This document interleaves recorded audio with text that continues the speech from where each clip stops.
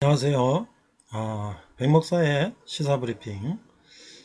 이번 시간에는 이승만 대통령의 농지개혁, 그 다음에 소장농에서 농지개혁을 통해서 자기 땅을 갖게 된 이야기를 해보겠습니다.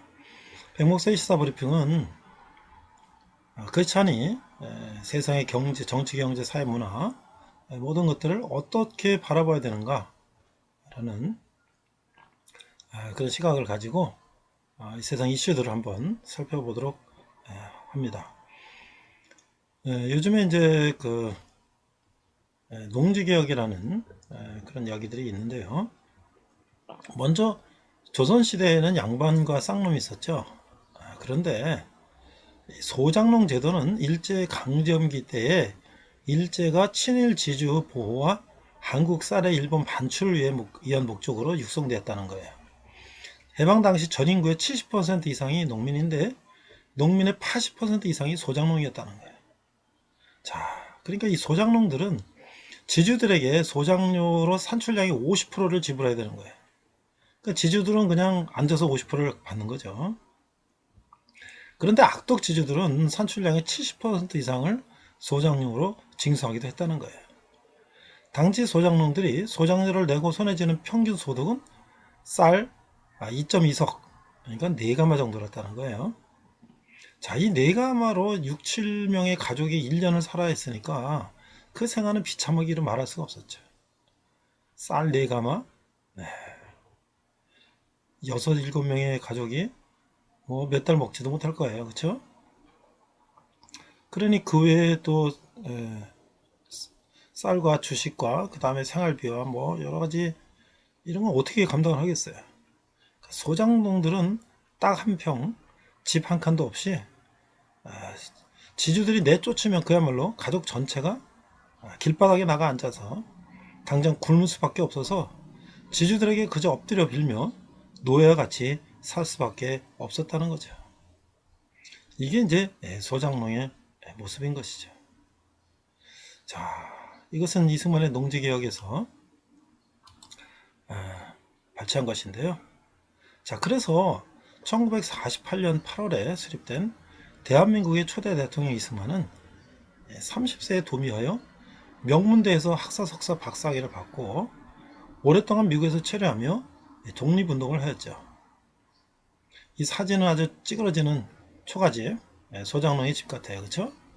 자, 이승만은 1904년 도미하기 전에 한성 감옥서에 있을 때 저술한 독립정신이라는 책에서 국민의 자유와 권리에 대한 중요성을 강조하는 등 젊은 시절부터 농민들과 노동자들에 대한 상당히 진보적인 시각을 갖고 있었다. 자, 그러면 이승만 대통령이 노동자 농민들에 대해서 이런 시각을 갖게 된 것은 그가 혼자 생각했을까요? 그렇지 않죠. 그런 감옥에서 이 동서양의 특히 유럽, 미국들의 그 경제사들을 충분히 공부했을 거예요. 그러니까 이제 유럽이나 이런 데들이 지방 영주들이 중세 지배하다가 그 다음에 통일되면서 통일 국가로 가면서 거기도 역시 농민들 사람들이 얼마나 비참한 생활을 하고 있었는지 충분히 공부했죠. 그 다음에 이제 혁명이 일어나면서 농민들에 대한 이제 대우가 달라지고 농민들도 투표권을 갖게 되고 농민들도 재산을 측정할 수 있게 되는 산업혁명을 통해서 자본가가 생기고 이런 것들을 통해서 이제 벌써 유럽은 2, 300년 전부터 그런 것들이 되어 왔는데 이 조선은 뭐 아직도 캄캄하니까 그런 선진국들의 예를 보며 우리도 어떻게 하면 발전될 수 있을까? 정치적으로는 공화제가 돼야 되고 왕조는 더 이상 희망이 없다. 공화제가 돼야 되고 경제적으로는 자기가 토지를 소유하고 농사를 져서 생활을 영위할 수 있는 자장농이 되어야 된다. 지주제도가 이게 지나치다 라는 생각을 하게 된 것이죠. 초대 대통령으로 당선된 것은 한국의 미래를 위해서는 소장농들을 지주의 속박으로부터 풀어줘 자경농민, 자장농민이죠. 자경농민으로 만들고 국가의 주력 산업을 농업에서 공업으로 전환하는 기반을 구축해야 한다고 생각했어요. 그리고 토지의 무상몰수와 무상분배를 주장하는 공산주의자들에게 소작농들이 현혹되는 것도 막아야 했습니다. 그 당시에 어땠을까요? 북한은 벌써 김일성을 앞세운 소련이 들어와서 제주도의 토지를 다 무상으로 몰수했죠. 저희 부모님도 할아버지 할머니가 평안도에서 땅을 좀 갖고 있었는데 장사도 했었는데 그거 다 뺏겼어요. 그래서 먹고 살 수가 없어서 부모님은 월남을 했고 할아버지 할머니는 땅을 찾겠다고 거기 남았는데 결국은 영영 다시 만날 수 없는 그런 이산 가족이 되었죠. 자, 그런 것이 이제 남쪽에도 그런 공산주의 사상에 물들은 남노당들, 이 사람들은 이 소작농들을 꼬시는 거죠. 땅을 무상으로 주주들에게 뺏어 나눠주겠다. 이보다 더 좋은 소식이 어디 있어요? 그러나 그것은 결국 소작농들에게 땅을 공산주의자들은 지주의 땅을 몰수해서 소작농들에게 나눠주는 게 아니라 그걸 국가가 소유하고 국가 농장으로 해서 역시 소작농들은 공산주의 국가에서 소작농과 똑같은 상태로 남아있는 것이죠. 오히려 그보다 더 못할 수도 있죠. 그래서 소작농들을 공산주의자들에게 넘어가지 않게 한 농지개혁은 한국전쟁 때 북한의 인민해방 전략을 무산시켜서 한국의 공산을 막아냈다는 거예요. 그러니까 이제 이승만 대통령은 토지를 이제 지주들에게 수용하는데 유상으로 수용해서 이 소작농들에게 또 유상으로 나눠주는 거예요. 자, 그런데 거기서 어떤 대립이 있었을까요? 당연히 지주들은 자기 땅을 몰수당하는데 뭐 유상이지만 값을 많이 쳐달라고 하겠죠. 그것이 계속 대립이 되고 사실 국회의원들도 상당수가 지주들이기 때문에 그 땅값을 최대한 쳐서 받기를 주장하고 국회 내에서도 그것이 상당히 대립이 됐겠죠. 그 다음에 또 이 소작농들은 어떻게 했을까요? 소작농들이 그 땅값을 갚는 것을 빠른 시일 내에 많이 갚기를 원했겠죠. 그 소작농들이 농사 지는 거 외에 무슨 수입이 있겠습니까? 소작농들에게 단계적으로 몇 년간 차차 갚을 수 있도록 능력 안에서 갚을 수 있도록 그렇게 한 것인데 그건 사실 기득권 세력들의 엄청난 저항과 그런 것이 있었지만 물론 여기는 뭐 정치적인 여러 가지 이제 이승만 대통령의 의도도 있다 이런 또 의견도 있어요. 뭐 당연히 또 그런 의견도 있겠죠. 왜냐면 지주 계급들의 어떤 권력을 와해시키기 위한 그런 또 정치적인 목적도 뭐 없다고 볼 수는 없겠죠. 그러나 어쨌든 결과적으로 지주들의 땅을 유상으로 수용해서 그 소작농들에게 유상으로 나눠줌으로써 이제 소작농들은 어떻게 됐습니까? 자기가 땅을 갖고 있는 자격농민이 된 거예요. 과거에는 아무리 농사가 풍년이 돼도 절반은 전부 지주에게 갖다 바치고 70% 갖다 바치고 남은 거 갖고 연명을 해야 되는데 이제는 작은 땅이지만 자기가 열심히 노력한 만큼 땅에서 나온 수확을 자기들이 먹고 또 자식을 공부시킬 수 있는 것이죠. 그래서 이제 급격하게 이제 빈민층에서 그들이 이제 어느 정도 자립을 할 수 있는 계층으로 올라선 것이죠. 그래서 시골에서 이제 소 팔고 땅 팔아서 서울에 대학을 보내고 그런 거 아니겠습니까? 그것은 6.25 때 이제 북한에서 공산주의자들이 와서 지주의 땅을 무상으로 몰수해서 무상으로 나눠주겠다고 하는 그런 북한에서 쓰는 방식이 먹히지 않는 거죠. 왜? 나는 이미 내 땅이 있는데 왜 내 땅에서 내가 농사 지으면 되는데 무슨 무상몰수 무상 분배냐. 내 땅을 난 지켜야 된다. 이런 것이 공산주의를 6.25에서 몰아내는데 큰 기여를 했다는 거예요. 그래서 이것은 결국 70년대 이제 공업화 근대로 오면서 그때 이제 자경 농민들이 자식들을 서울에 유학 보내서 공부시켜가지고 그들이 이제 60년, 70년, 80년 이제 우리나라 중공업 시대를 이끄는 그런 인재들이 된 것이죠. 그래서 이승만의 농지 개혁에 대해서는 여러 가지 의견이 분분하지만 특별히 그런 걸 통해서 우리나라가 이제 영세 빈민한 국가에서 자경 농민들이 이제 민중의 중심이 되는 그런 국가로 발전됐다라는 것을 우리가 깨달아야 할 것이죠. 이상 백목사의 시사브리핑이었습니다. 네, 오늘은 주의 종, 고난받는 종, 부제는 농지개혁이라는 제목으로 말씀을 나누고자 합니다. 오늘 말씀은 주로 이사야에서 말씀을 나누고자 합니다. 자, 먼저 본문은 이사야서 49장 15절 한 절을 한글과 영어로 자막을 보면서 읽도록 하겠습니다. 49장 15절, 여인이 어찌 그 젖 먹는 자식을 잊겠으며 자기 태에서 난 아들을 긍휼히 여기지 않겠느냐. 그들은 혹시 잊을지라도 나는 너를 잊지 아니할 것이라. 그런 말씀이에요. 자, 이사야 49장 15절 NSV 버전입니다. Can a woman forget her nursing child and have no compassion on the son of her womb? Even these may forget, but I will not forget you. 이렇게 되어 있어요. 자, 이사야서 49장에서 55장. 그래서 이제 주의 종, 고난받는 종의 이야기가 나오고 있습니다. 우리를 결코 잊지 않으시는 하나님. 하나님께서 우리를 절대 잊지 않으시고 사랑으로 보살펴 주실 것이라는 많은 성경의 약속들이 있는데 그 많은 약속들 중에서 이사야 49장에서 55장만큼 더 가슴에 파고드는 강렬한 비유는 없을 것이다. 그것이 바로 임마누엘 사상이라는 것이죠. 하나님이 우리와 함께 하신다. 그래서 우리가 본문에 읽은 것처럼 여인이 어찌 그 젖 먹는 자식을 잊겠으며 자기 태에서 난 아들을 긍휼히 여기지 않겠느냐. 그들은 혹시 잊을지라도 나는 너를 잊지 아니할 것이라. 이렇게 말씀을 하고 있어요. 비록 우리가 하나님을 자주 잊어버린다 할지라도, 죄악 일에 빠져 허우적된다고 할지라도 하나님은 결코 우리를 잊지 않으신다. 심지어 잊지 않기 위해 우리의 이름을 손바닥에 기록하실 정도라고 하는 거예요. 사실 하나님께서 우리와 더욱 가까이 계시는 때는 우리가 공고한 날을 살아갈 때라고 하는 것이죠. 우리가 기억해야 됩니다. 예루살렘의 허물어진 성벽에 관해 알고 계시는 것처럼 하나님은 우리를 기억하시고 우리가 필요로 하는 그 모든 것을 아신다고 하는 것이죠. 자, 이 여호와의 종의 노래를 이사야서 49장에서 55장에서 노래가 있는데 이 하나님의 종의 개념을 보여주고 있다. 성경의 여호와의 종의 개념은 이 세 가지로 볼 수가 있는데요.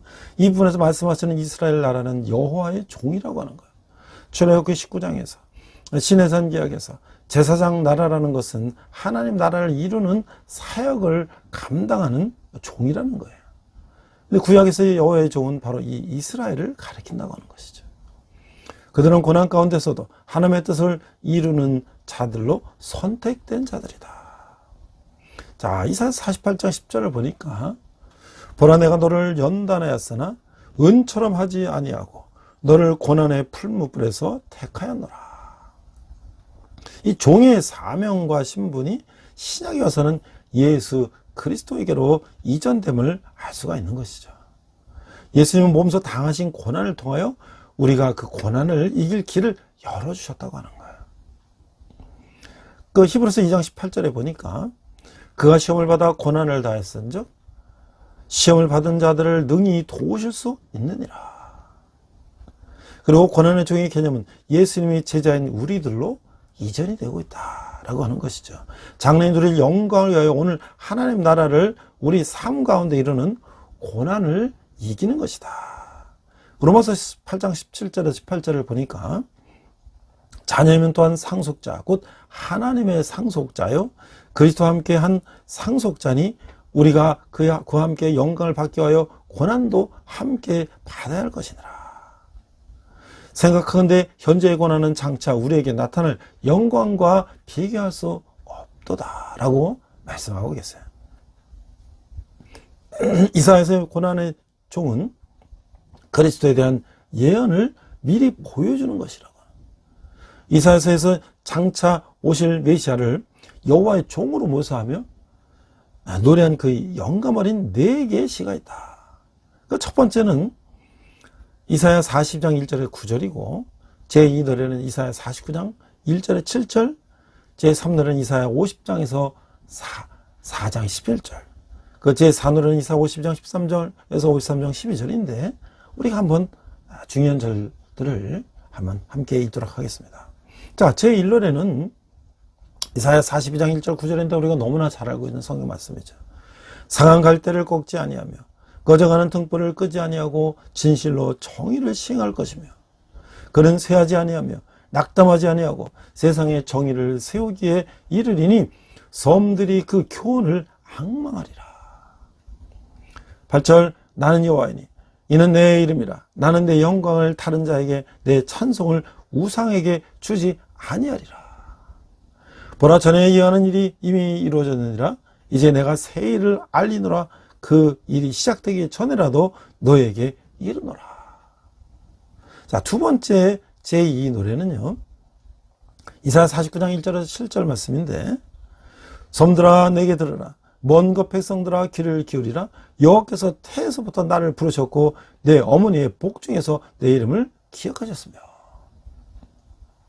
내 일은 날카로운 칼같이 만드시고 나를 그의 손 그늘에서 숨기시며 나를 갈고 닦은 화살로 만드사 그의 화살통에 감추시고 내게 이르시되 너는 나의 종이요 내 영광을 내 속에 나타낸 이스라엘이라 하셨느니라.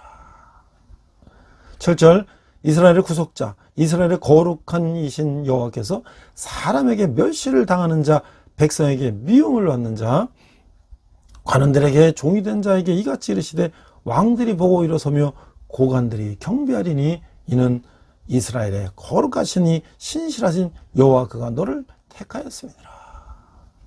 이렇게 말씀하고 이렇게 노래하고 있어요.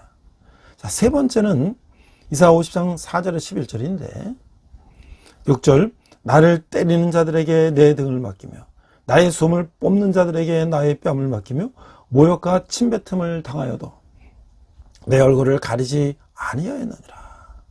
7절 주여께서 나를 도우심으로 내가 부끄러워하지 아니하고 내 얼굴을 푸싯돌같이 굳게 했으므로 내가 수치를 당하지 아니할 줄 아노라. 8절 나를 의롭다 하시는 이가 가까이 계시니 나와 다툴 자가 누구냐. 나와 함께 설지어다. 나의 대적이 누구냐. 내게 가까이 나올지어다. 네 번째는요, 이사야 53장 12절 이하인데 이사야 52장 13절에 보니까 보라 내 종이 형통하리니 발들이 높이 들려서 지극히 존귀하게 되리라. 전에는 그의 모양이 타인보다 더 상하였고 그의 모습이 사람들보다 상하였으므로 많은 사람이 그에 대하여 놀랐거니와. 53장 5절 그가 찔림은 우리의 허물 때문이요 그가 상함은 우리의 죄악 때문이라. 그가 징계를 받음으로 우리는 평안을 누리고 그가 채찍에 맞음으로 우리는 나음을 받았도다. 우리는 다 양 같아서 그를 행하여 각기 제 길로 갔거늘 여호와께서는 우리 모두의 죄악을 그에게 담당시키셨도다. 우리가 너무나 부활절 또 칸타타 여러 또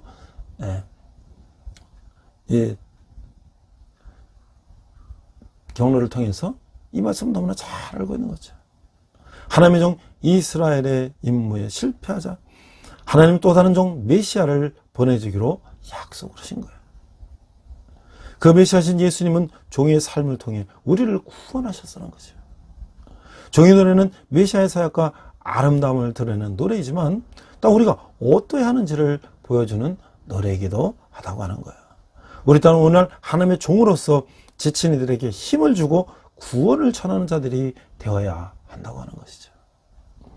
저는 이번 주간에 주의 종, 고난받는 종을 묵상하면서 과연 인간 세계에서 인간이 인간을 구원할 수가 있는가? 인간이 인간 세계에서 천국을 만들 수가 있는가? 이런 부분에서 한번 생각하면서 이 공산주의들, 특별히 오늘은 이 중국 공산주의자들이 백성들에게 지상 낙원을 준다고 했는데 과연 그것이 전실로 지상 낙원이 됐는가? 이런 부분들을 한번 살펴보고 그 진정한 지상 낙원은 어떤 것인가? 라는 부분에 대해서 우리나라의 농지개혁과 중국의 농지개혁을 한번 비교해 봤어요. 자, 이게 문혁춘추라는 이제 그 현대 중국의 슬픈 역사의 그래서 이게 이제 펜앤마이크라는 인터넷 언론에서 나온 기사를 제가 참고를 했어요. 그 현대 중국의 슬픈 역사, 이 7회인데 토지개혁의 잔혹사라고 돼 있어요. 자, 우리 이제 중국에 가보면 북경에 천안문 광장에 큰 이제 자금성 입고 있는 우리나라 광화문 같은데 누구의 사진이 걸려 있습니까? 마오쩌둥, 모택동의 사진이 걸려 있죠. 모택동은 장개석 국민당과 내전을 벌이면서 또 일본과 항일전쟁을 하면서 결국은 일본을 공산화시켰는데 그가 백성들에게, 중국 백성들이 한 얘기 뭡니까? 장개석 국민당은 부정부패하고, 그렇지만 우리는 인민들에게 땅을 주고 지상낙원을 만들겠다, 이런 거 아니겠어요?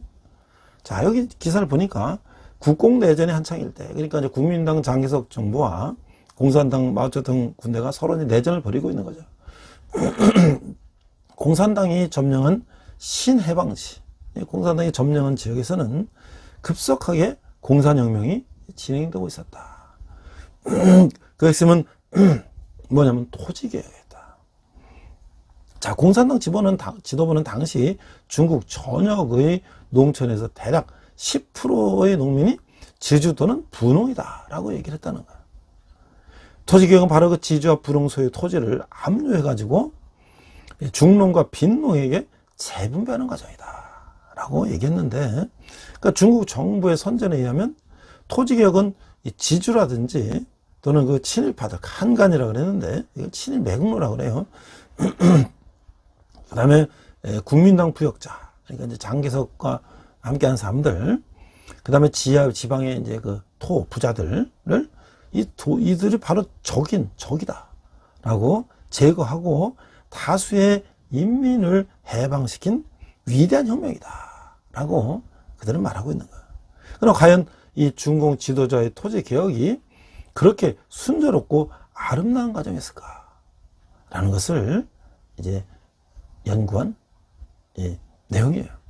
그 최신 연구에 따르면 당시 토지 개혁은 무려 300만에서 500만 명의 사람들, 주로 이게 중소지주인데 이 사람들을 생명을 앗아간 대규모 학살극을 수반했다. 자, 어떻게 이 지주들의 땅을 뺏어 가지고 가난한 소작농에게 땅을 나눠주는데 300만에서 500만 명이나 되는 인명이 죽었을까?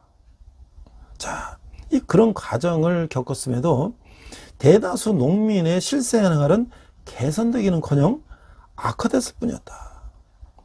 재산을 모으면 곧 지주나 분농으로 몰렸기 때문에 농민들은 정성 들여 농사를 지을 까닭이 없었다고 하는 거예요. 그 때문에 토지 생산량은 전반적으로 오히려 저하되는 결과를 초래했다. 이웃으로 공생하던 촌민들은 인민재판을 거치면서 서로에게 씻을 수 없는 상처를 입혔다고 하는 거예요.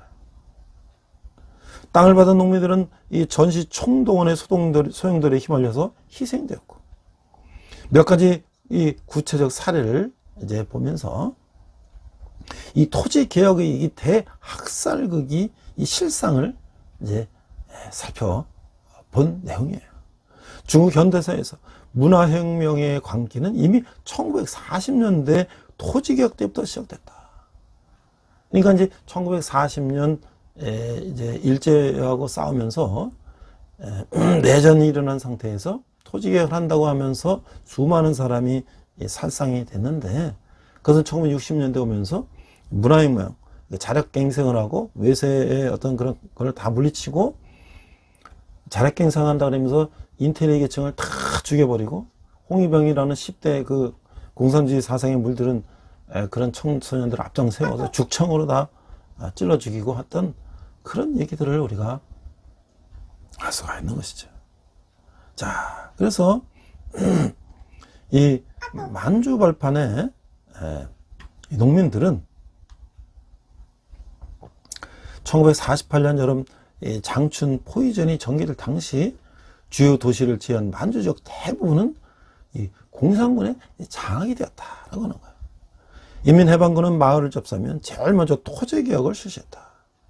지주와 분농 소유의 토지를 압류해서 빈농들에게 나눠주는 그 무상몰수, 무상분배. 그러니까 그냥 다 뺏어가지고 그냥 공짜로 나눠준다 이런 거죠. 그러니까 인민들이 계급식을 고취하기 위해서 공산당은 온 마을 사람들을 불러 모아놓고 지주, 분홍, 한간 등등 이른바 그 인민의 적에 대해서 공개 재판을 열었다고 하는 거예요. 공산당 간부들은 의례 봉건지주제의 실철폐를 부르짖었지만 농민들은 계급투쟁이나 이 토지분배 따위는 그 관심이 없었다는 거예요. 대부분 농민들은 장개석의 국민당을 합법정부라고 여기고 있었고 전통의 생마을시를 고수하고 싶어 했다고 하는 거예요. 그런 상황에서도 이 중앙당의 지시에 따라 공산당 간부들은 무리하게 토지개혁을 감행했다라고 하는 거예요. 자, 지주하고 분홍이라고 해봐야 그 일반 농민하고 이 담벼락을 마주하고 이웃처럼 지낸 사람들에 불과했다는 거야. 그들의 소유 토지 역시 일반 농민이 가진 땅의 그 2배도 못 되는 그런 정도였다는 거야. 그러니까 중국 및 구미 학계의 연구에 따르면 당시 중국의 많은 지역에는 마르크스 이론에 부합하는 지주계급 자체가 없었다고 하는 거예요. 그 대분홍이라든지 대지주가 없었다고 하는 거예요. 그 해방 이전에 중국 농촌에서 지주가 점유한 토지는 총 토지 면적의 40%에 불과했다. 그 토지의 25%는 학교라든지 또는 이 사당이라든지 이 종중 등이 갖고 있는 이 공전이다, 공전. 이거는 공적으로 갖고 있는 땅이다. 이게 사적인 땅이 아니라는 거죠. 그래서 개인 소유지가 아니었다는 거예요. 농촌의 빈농들도 그 이무, 삼무 등등의 공존으로 개인 소유자도 아니었다는 거예요. 농촌의 빈농들도 이무, 삼무 정도의 토지는 갖고 있어. 이무라는 것은 일무가 한 667평방미터니까 한 2, 300평, 뭐 4, 500평, 뭐 그 정도는 가난한 사람들도 갖고 있었다는 거예요. 그래서 토지가 천만 농민은 기껏 1, 2% 정도였던 거다. 그러니까 사실 중국은 거의 땅을 조금씩은 갖고 있었다는 거죠. 그럭저럭 땅을 부쳐먹고 사는 가난한 농민들이 올방졸방 모여서 그 시골 공동체를 이루고 있었는데 그런 농촌에서 지주를 찾아내서 죄다 척결한다. 과연 이게 어떤 문제가 발생될까? 더군다나 이 중국 공산당 지도부가 이미 인구의 10%를 인민의 적이라고 정해놓은 상태에서 결국은 무고한 사람들이 지주라고 몰려서 희생을 당할 수밖에 없었다. 자, 그래서 이제 그 내몽고에서도 조그만 어떤 이제 불황이 하나 있었는데 거기서 이제 그 산동에서 이주한 이 42가무가 그 뭐 한 몇천 평 정도의 토지를 일구면 살고 있었는데 그 1945년 이제 2차 대전이 끝나고 그 만주역의 각 마을로 침투한 이제 공산당 세력들이 날마다 마을 사람들을 모아놓고 이제 이 착취한 사람들, 이 계급 투쟁들, 이 농민에게 생경한 이 혁명 이론을 설파했다는 거예요. 이게 봉건 지주제의 피해자인 농민들을 일깨워서 계급 혁명의 주체로 거듭나게 하려는 의도였는데 그 과정은 결국 순조롭지 않았다는 거예요. 농민들은 그 지대를 그 주인에게 내는 그 지대를 착취라고 생각하지 않았다는 거예요. 토지개혁 자체의 필요성을 별로 크게 느끼지 않았다고 하는 거예요. 자, 그 같은 마을에서 토지개혁이 진행될 당시에 제일 먼저 공산당에 가입했던 어떤 사람이 이렇게 말했다는 거예요. 그 당시 지주와는 투쟁할 필요도 없었다. 보통 재산이 3대를 못 가서 다시 가난해졌으니까 지주가 어떻게 부자가 됐는지 아느냐 말이죠. 80, 90%는 열심히 일해서 스스로 번 재산이다. 우리 마을의 지주나 분홍은 다 그렇게 된 사람들이다. 하루아침에 유행으로 돈을 번 게 아니고 우리 집안도 그 사형제가 남의 땅을 붙이면서 뼈 빠지게 일을 해가지고 그렇게 해서 모은 땅 때문에 토지개혁 때는 우리가 지주나 분홍으로 이제 분류가 됐다고 하는 거예요. 농민들 사이에서 계급투쟁이 조장되면서 결국 이 마을의 42가구 중에서 40%가 넘는 18가구가 이제 그 투쟁으로 분류가 되는데 투쟁이라는 것은 인민의 적대적인 이 가정이다라고 하는 거예요. 그래서 지주가 4집, 분홍이 6집, 그 중농, 빈농이 8집이었는데 그 마을에서 지주는 모두 타영안을 고용하는 이 고용의 방법으로 농지를 경유했어요. 타인에게 직접 토지를 임대한 경우는 아예 없었다고 하는 거예요. 실제로 내몽고를 포함한 동북지방의 그 광활한 대지에서 많은 농민은 땅을 가졌다는 이유만으로 지주나 분홍으로 분류되었고, 지주나 분홍은 곧 청산 대상이 되었어요. 불과 200평, 400평 정도의 땅을 가진 사람도 지주로 분류되기 때문에 단 200평의 땅이라도 임대라면 곧 지주로 간주되었다. 그러니까 200평 땅을 사람을 농사를 좀 맡겼으면 그 지주도 하는 거야. 이 생주자 이 씨는 증언들은 마을에서 지주 색출은 실로 지배하고도 잔인하게 진행됐다. 재산 없는 사람도 이 원한이 있으면 지주로 몰려서 숙청되기도 했다. 군중 심리의 집회에서 누군가 한 사람은 지주 또는 이 친일파라고 지목하기만 해도 처형되기 십상이었다. 다른 마을에 적극 분자가 원정을 와서 폭력을 휘두르는 경우도 빈번했다. 투쟁 집회에서는 폭력이 난무했다. 매달거나 얼리거나 불로 지지거나 질질 바닥에 끌고 다니게 됐다. 집회에서는 늘 그렇게 사람들을 잡아선 잔인한 폭력을 휘두르고 지주와 분홍을 그 앞에서 무릎 꿇려 직접 그 장면을 목격하겠다. 그 이하 기사들은 참으로 이제 잔인한 그런 이야기들이 몇 개의 사례가 나오고 있어요. 생략하고 결론을 보니까 지금껏 살펴본 대로 국共내전 당시 공산당의 집권 과정은 아름답지만 않았다. 중화인민공화국 수많은 사람들의 희생에 의해서 세워진 나라다고 하는 거야. 인민해방군은 장춘에서 5개월간의 잔혹한 포위전으로 수십만 인민을 아사시켰다. 수천만의 유민을 낳았으며 중원지방에서는 수백만 농민들을 징발해서 전투에 투입시켰다. 아울러 토지개혁의 명분 아래 300만에서 500만의 사람들이 항변의 기회를 얻지도 못하고 인민재판을 통해서 도륙이 됐다. 국共내전의 감춰진 역사를 파헤칠수록 중국 공산당의 집권 과정의 도덕성 자체를 의심할 수밖에 없다.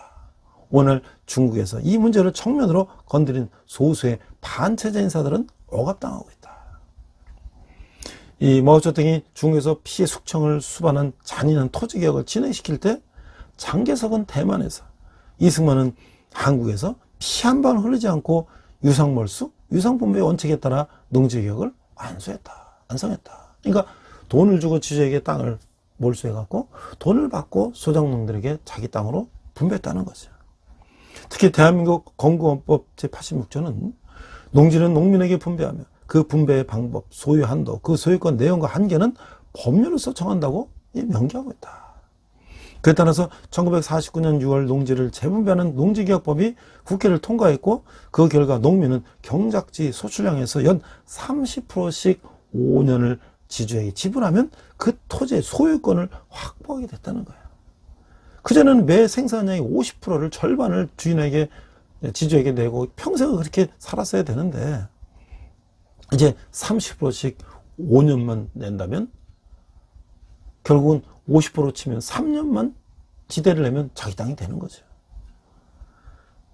한국의 많은 지식인들은 아직도 대한민국의 현대사에서 특히 이승만 정권에 대해서 극도의 혐오감을 드러내고 있어요. 반면 중국 공산혁명은 흠모하고 미화하고 있죠. 중궁치와 토지개혁의 폭력과 관계를 직시한다면 과연 그런 인간 인지 부조화를 견제할 수 있을까? 이념의 미망은 역사적 무지에서 비롯된 것이다. 중국 공산화의 생생한 역사가 깨어난 진실이다 라고 하는 것이 이 중국의 토지개혁의 역사를 말하는 거예요. 그러니까 과연 인간이 인간 세상에서 지상낙원을 만들겠다고 하는 것이 얼마나 이게 허무맹랑하고 오히려 무수한 사람들을 희생시키고, 지금도 사실은 그 땅은 소작농이 간 것이 아니라 정부 소유인 사회주의 공산주의 세상인 것이죠. 자, 오늘 하나님이 우리 주신 구원의 확신이라는 건 뭘까? 자, 이사야는 이 소망의 메시지를 거듭해서 들었음에도 여전히 낙담하고 있는 이스라엘 향해서 이사야 49장 14절에서 다음 같은 비를 통해서 구원의 확신을 생생하게 제시하고 있어요. 처음엔 여인과 아들과의 관계죠. 인간에서 가장 강력한 사랑은 젖먹이 된 어머니의 사랑이라고 하는 것이죠. 그러나 가끔 자신의 아들을 잃는 어머니도 물론 있어요. 사마리가 포함됐을 때 자신의 아들을 잡아오는 어미가 있었다는 것이 열왕가에 나오죠. 그러나 아버지 하나님은 택하신 백성을 잊으시는 일이 없다고 하는 거예요. 그래서 다시 이렇게 고백했어요. 내 부모는 나를 버렸으나 여호와는 나를 영접하시리니. 그리고 하나님께서는 이 이스라엘 백성의 이름을 손바닥에 새겼다. 하나님 택하신 백성을 손바닥에 문신으로 새기셨다고 말씀하시고 계세요. 문신은 이 지울 수가 없고 또 손바닥에 새긴 문신은 늘 보면서 기억할 수가 있다는 거예요. 그리고 하나님 한 번 택하신 백성을 잊지 않으시고 늘 기억하시며 도우시는 분이다 라고 하는 것이죠. 그 다음에 최고의 강한 용사라고 하는 거예요. 강한 자에게 뺏긴 것은 도로 찾을 도리가 없지만 전능하신 하나님은 하실 수가 있다는 거예요. 하나님 용사의 포로도 빼앗고 강포자가 빼앗은 것도 도로 건져내신다고 하는 거예요. 바벨론은 강하지만 하나님은 더욱 강한 분이시기 때문이라는 거 하는 것이죠. 이렇다 하나님은 택하신 백성과 맺은 사랑의 언약을 실천하기 위해서 천하무적의 용사가 되어 주시는 분이다 라고 하는 것이에요. 이로 인해서 이스라엘은 하나님이 내 구원자요, 내 구속자요, 야곱의 전능자라고 말씀하고 계시는 거예요. 하나님은 사람의 반응에 관계없이 변함없는 신실함으로서 온 인류를 구원해 가신다 라고 하는 것이죠. 자, 우리가 이제 51장에서 52장을 감사의 마음으로 한번 읽어보면 좋을 것 같아요. 이사야 51장 1절에 3절을 보니까 위로의 말씀이 이렇게 나오는데, 의를 따르며 여호와를 찾아 구하는 너희는 내게 들을지어다. 너희를 떠낸 반석과 너희를 파낸 우묵한 구덩이를 생각하여 보라. 2절, 너희 조상 아브라함과 너희를 낳은 사라를 생각하여 보라. 아브라함이 혼자 있을 때 내가 그를 부르고 그에게 복을 주어 장성하게 하였느니라. 3절, 나 여호와가 시온의 모든 황폐한 그것들을 위로하여 그 사막을 에덴 같게 그 광야를 여호와의 동산 같게 하였나니 그 가운데 기뻐함과 즐거움과 감사함과 창화하는 소리가 있으리라. 자, 이사야에서 51장은 이스라엘의 남은 자, 곧 바벨론 포로 생활 속에서 신실하게 하나님을 경외하는 자에게 주신 예언이라고 하는 거예요. 본문에서는 의 또는 공이라는 말이 여러 번 나오는데, 이는 두려움과 좌절의 상황 속에서도 바라야 할 의의 구원이 있음을 강조하는 것이라고 하는 것이죠. 이사야는 이스라엘이 하나님의 주권적인 은혜와 하나님의 의를 깨닫도록 하기 위해서 그들의 조상 아브라함의 믿음과 그가 받은 복을 상기시키고 있는 거예요. 하나님은 아브라함에게 한 약속을 지키셔서 자녀가 없던 한 사람으로부터 거대한 민족을 이루게 하셨어요. 마찬가지로 이스라엘의 의를 쫓는 자, 의를 아는 자들의 장래도 하나님이 복을 주시면 얼마든지 회복할 수 있다고 하는 것이죠. 이스라엘 시대부터 이스라엘 바벨론 기간까지는 약 150년의 이상이 걸렸는데, 예수 그리스도가 오시기까지는 무려 700년 이상의 시간이 필요했다고 하는 것이죠. 그렇지만 이사야는 구원의 날이 가깝고 이미 하나님의 구원이 시작되었다고 말하면서 하나님의 의의 구원을 열망했다고 하는 것이죠. 구원은 하나님의 의의 행위인 것이죠. 사도 바울은 구원과 이 복음을 하나님의 의와 도일선상에서 두고 말씀했어요. 로마서 1장 16절 17절에 보니까 내가 복음을 부끄러워하지 아니하노니 이 복음은 모든 믿는 자에게 구원을 주시는 하나님의 능력이 됨이라. 복음에는 하나님의 의가 나타나서 믿음으로 믿음에게 이르게 하나니 라고 말씀을 하신 거예요. 자, 이사야서 52장 7절에서 10절을 보니까 7절, 좋은 소식을 전하며 평화를 공포하며 복된 좋은 소식을 가져오며 구원을 공포하며 시온을 향하여 이르기를 네 하나님이 통치하신다 하는 자의 산을 넘는 밭이 어찌 그리 아름다운가. 8절, 네 파수꾼들의 소리로다. 그들의 소리를 높여 일제히 노래하니 이는 여호와께서 시온으로 돌아오실 때 그들의 눈이 마주보리로다. 9절, 나 예루살렘의 황폐한 곳들이 기쁜 소리로 내어 함께 노래할지어다. 이는 여호와께서 그의 백성을 위로하셨고 예루살렘을 구속하였습니다. 10절, 여호와께서 열방의 목전에서 그의 거룩한 팔을 나타내셨으므로 땅끝까지도 모두 우리 하나님의 구원을 보았도다. 자, 이사야서 53장은 가장 감동적인 장이다. 가장 많이 읽혀지는 장이다. 우리의 죄를 위하여 고난받으시는 예수님의 모습이 가장 현장감 있게 묘사되어 있는 것이죠. 52장 53장에서 고난받는 여호와의 종 예수님의 모습을 이사야가 마치 십자가 밑에서 목격한 것처럼 생생하게 그리고 있다. 이사야 53장 4절에 6절 보니까 그는 실로 우리의 질고를 지고 우리의 슬픔을 당하였거늘 우리는 생각하기를 그는 징벌을 받아 하나님께 맞으며 고난을 당한다 하였더라. 5절 그가 찔림은 우리의 허물 때문이요 그가 상함은 우리의 죄악 때문이라. 그가 징계를 받았으므로 우리는 평화를 누리고 그가 채찍에 맞음으로 우리는 나음을 받았다.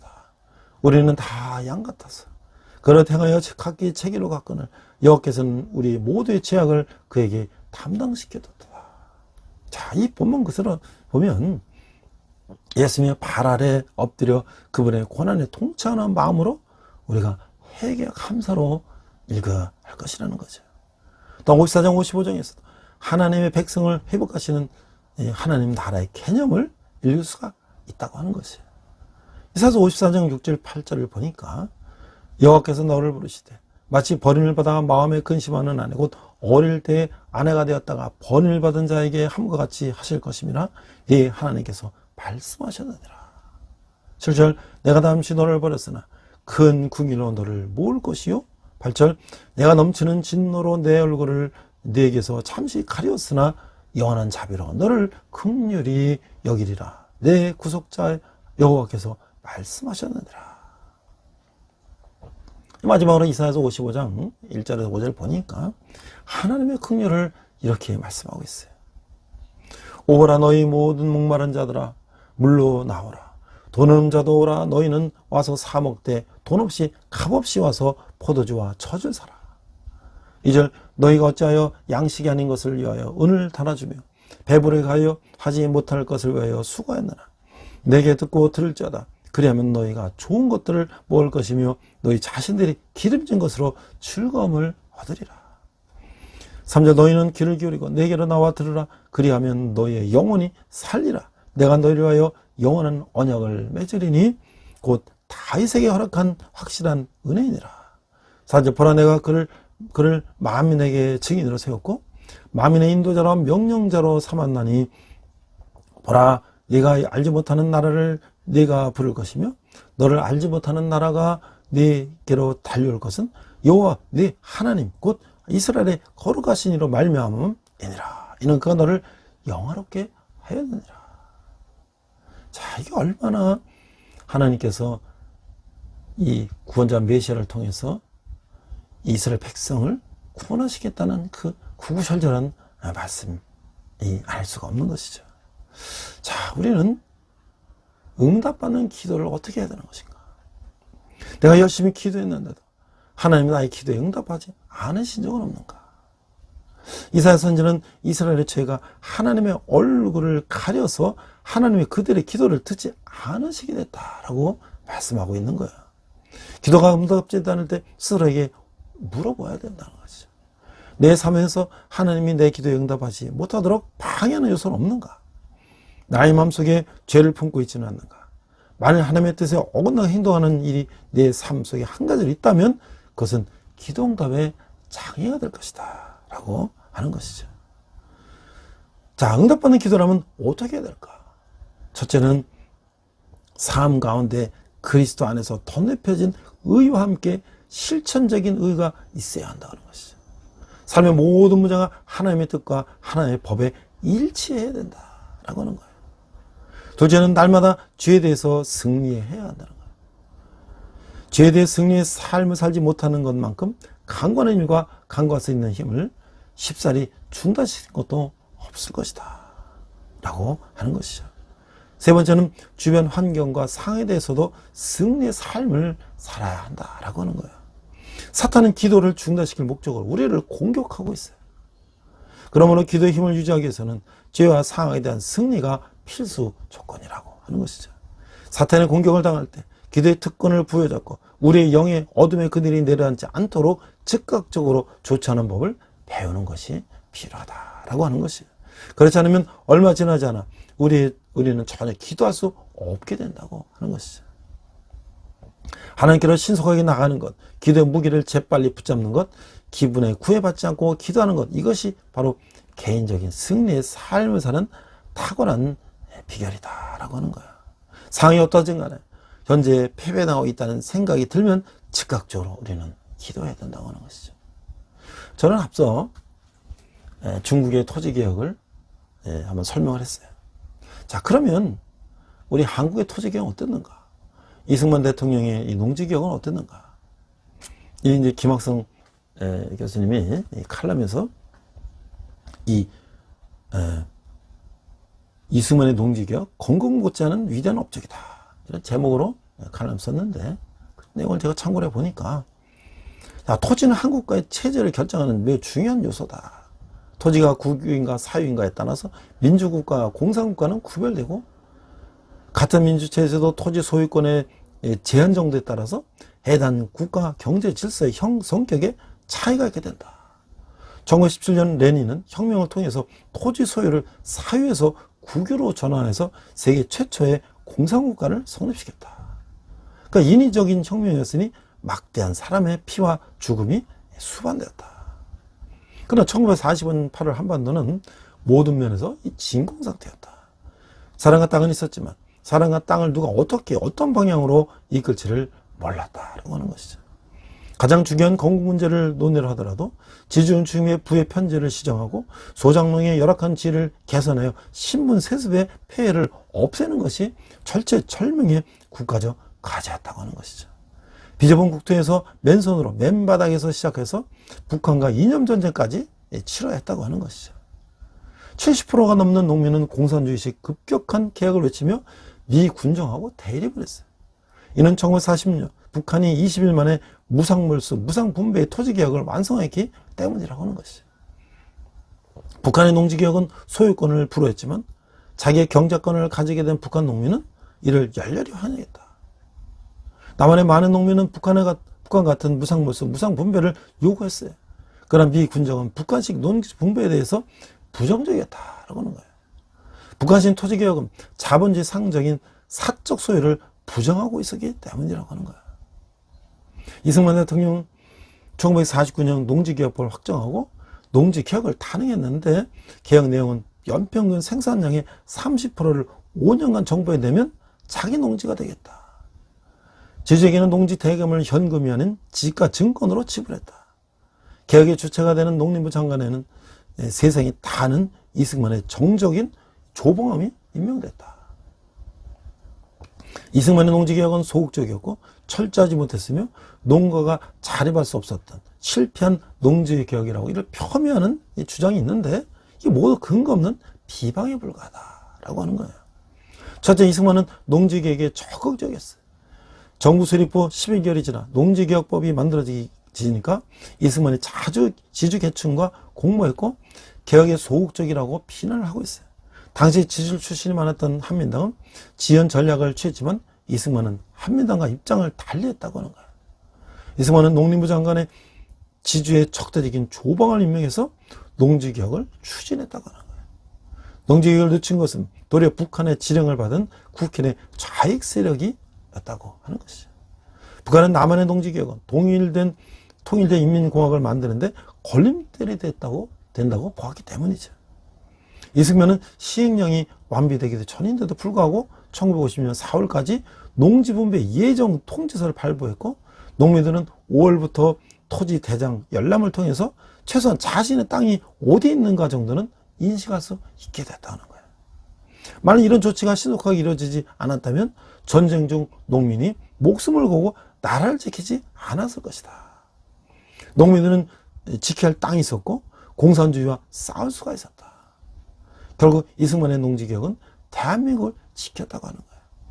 이승만은 6.25 전쟁의 발발을 예상하지 못했는데 전쟁 전에 농지개혁을 완수해야 된 것은 그 애국가의 가사대로 하나님이 보호하십니다 라고 하는 거예요. 이승만 개혁에 적극적일 수 없는 가장 결정적인 사건은 1950년 5월 제2대 국회의원 선거에서 이승만은 농민표를 의식했기에 농지개혁에 소극적일 수가 없는 거예요. 그 이승만의 적극 수밖에 없는 가장 결정적인 이유가 됐던 것이죠.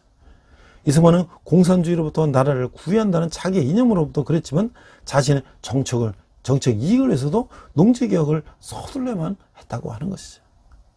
둘째, 농지개혁이 철저하지 못했고 성과가 없다고 하는 사람도 있는데 지주들이 미리 농지를 이미 처분했기에 성과 없었고 농지의 48%만 분배됐고 52%는 사전 매각되었거나 은폐된 면적이기에 지주가 이미 처분하지 못한 자녀분의 농지를 계약 것에 불가하다라고 폄하하는 사람들이 있는데, 그러나 상당수의 농지가 사전에 매각된 것은 맞지만 지주의 이미 처분 이전에 이건 정부의 강제분건 간에 자작 농지가 많아졌다면 농지개혁의 목적은 달성된 것이다. 정부의 손으로 했건 지주들이 했건 중요하지가 않다고 하는 것이죠. 이 경우 지주들이 사전 처분이 고가였다면 문제가 되겠지만 지주들이 이미 처분한 농지는 판매가격이 매우 낮았다고 하는 거예요. 지주들은 무상몰수가 두려워서 개혁 이전에 농지를 매각하려 했고 이 시에 많은 농지가 시장에 나와 시장 가격이 낮았으며 소작농의 구매력이 낮아서 팔기가 쉽지 않았고 낮은 가격이란 빨리 처분하려고 했기 때문에 농지개혁으로 인한 사회적 갈등이 적었던 것도 지주에게 상대적으로 불리한 농지개혁이 이루어졌기 때문이다 라고 하는 거예요. 셋째로 농지 상한액의 영세 소작농에는 가중에서 농민 생활이 향상되기는커녕 부채가 늘어 다시 소작농으로 전락했다고 이제 폄하하는 사람들이 있는데, 농지개혁에도 자작농이 자리할 수 없었던 것은 나라 영토가 워낙 좁아서 농지에 비해 농민이 많았기 때문이지 농지개혁이 실패했다면은 아니다라고 얘기하고 있는 거예요.